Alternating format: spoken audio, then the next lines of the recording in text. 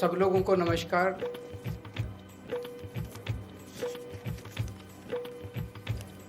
प्रधानमंत्री जी ने कहा है कि देश बेहद आर्थिक संकट से गुजर रहा है और इस वजह से उन्होंने देश के एक लोगों को अपील की है ये 7 स्टेप उठाने के लिए, ये 7 कदम उठाने के लिए। एक तो ये कि वर्क फ्रॉम होम करो, सोना खरीदना बंद करो, कम से कम सोना खरीदो। तीसरा, तेल की बचत करो, पेट्रोल डीजल की, पब्लिक ट्रांसपोर्ट इस्तेमाल करो। चौथा, फर्टिलाइजर्स का कम से कम इस्तेमाल करो, नेचुरल फार्मिंग करो। पांचवा, फॉरेन प्रोडक्ट्स कम से कम इस्तेमाल करो और फॉरेन एक्सचेंज बचाओ। छठा, कुकिंग ऑयल कम से कम इस्तेमाल करो। और सातवां, फॉरेन ट्रैवल बंद करो, विदेशों में जाना बंद करो। हमारे देश 1950 के बाद से अभी तक ऐसे कई समय आए जब देश अलग अलग संकटों से गुजरा। कभी अलग अलग देशों से युद्ध हुआ, चीन से, पाकिस्तान से, आर्थिक मंदी से भी गुजरा। लेकिन इतने कठोर कदम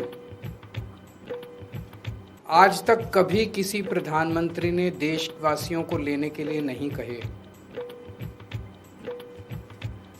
मुझे याद है लाल बहादुर शास्त्री जी ने भी देश के लोगों से अपील की थी, इंदिरा गांधी जी ने भी एक समय सोना ना खरीदने की अपील की थी, अलग अलग अपीलें की थी अलग अलग प्रधान।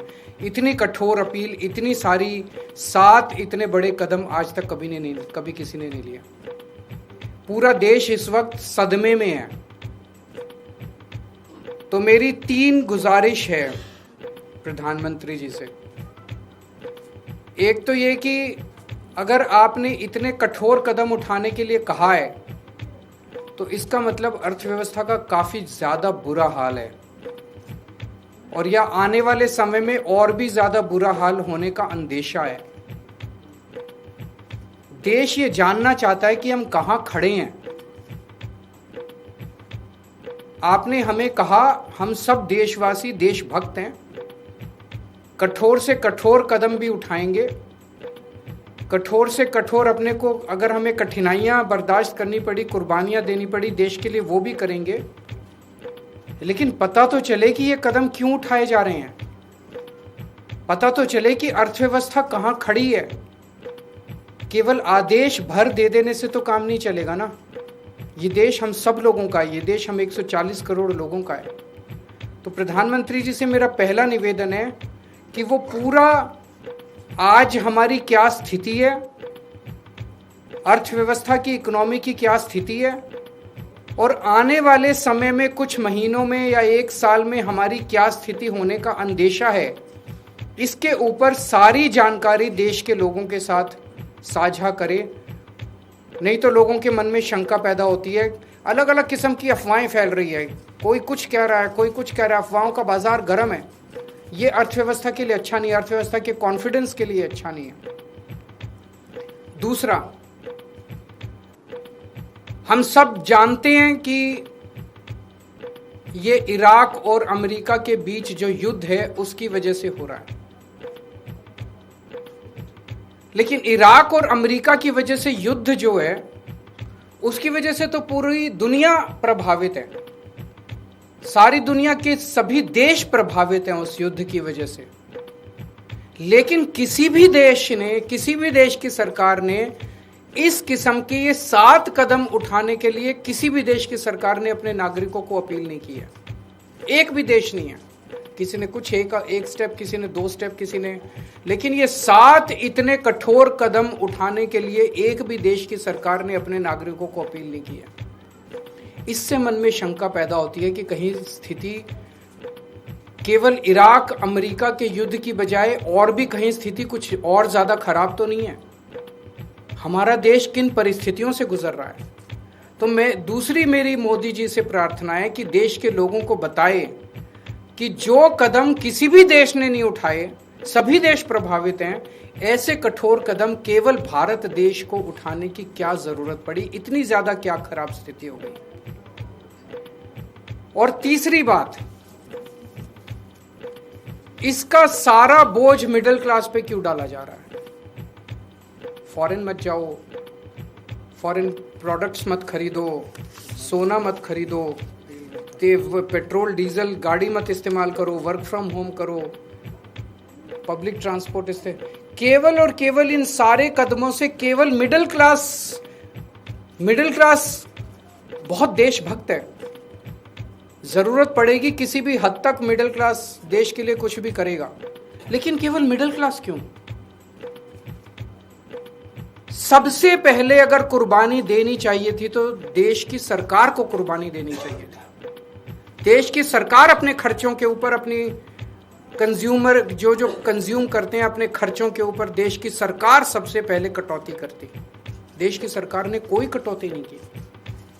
उसके बाद देश के प्रधानमंत्री और सारे मंत्री मिलकर अपने अपने खर्चों पे और कंजम्पशन पे कटौती करते।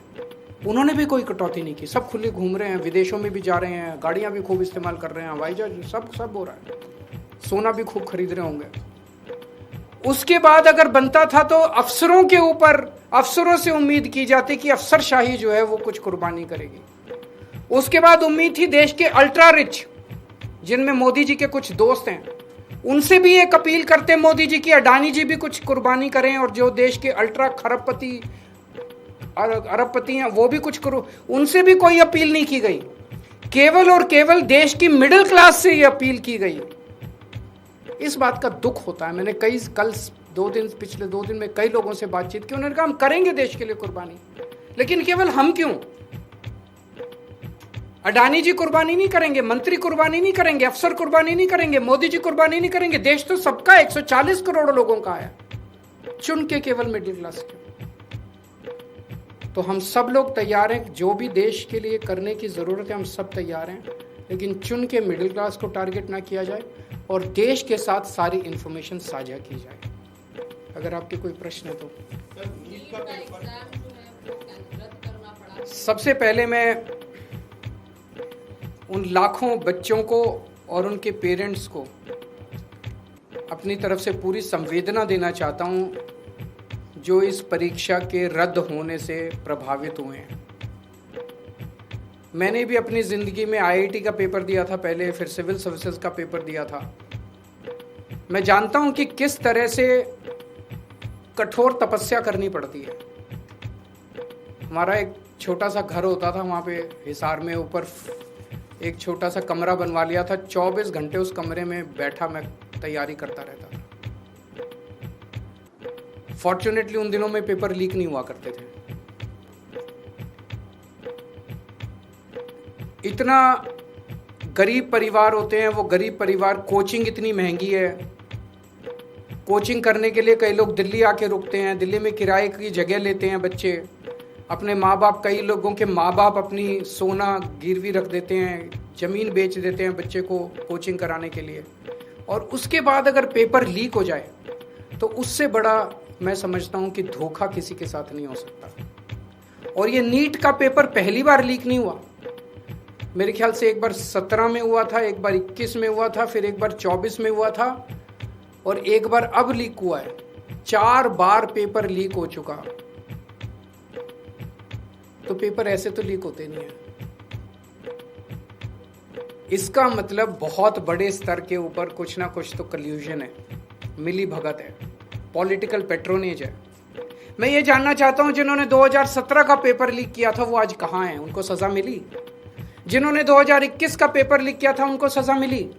जिन्होंने 2024 का पेपर लीक किया, सबकी बेल हो गई, सारे बाहर हैं। सबको कह दिया गया अब अगले पेपर के लीक करने की तैयारी करो, और वो कर रहे हैं। पेपर लीक पे लीक पे ये चल क्या रहा है इस देश के अंदर? और मैं पूरी जिम्मेदारी के साथ कहता हूं, सरकार चलाना कोई आसान काम नहीं है। सरकार चलाना बहुत मुश्किल काम है। जिन लोगों से एक पेपर ठीक से नहीं होते बिना लीक करवाए, वो सरकार क्या चलाएंगे? मिले हुए हैं ये लोग। It is a case of complete कल्यूजन। लाखों करोड़ों बच्चों के भविष्य के साथ खिलवाड़ किया जा रहा है, उन सब बच्चों के साथ मेरी संवेदनाएं हैं और मैं उन सब बच्चों को बोलना चाहता हूं कि सड़कों के ऊपर उतरना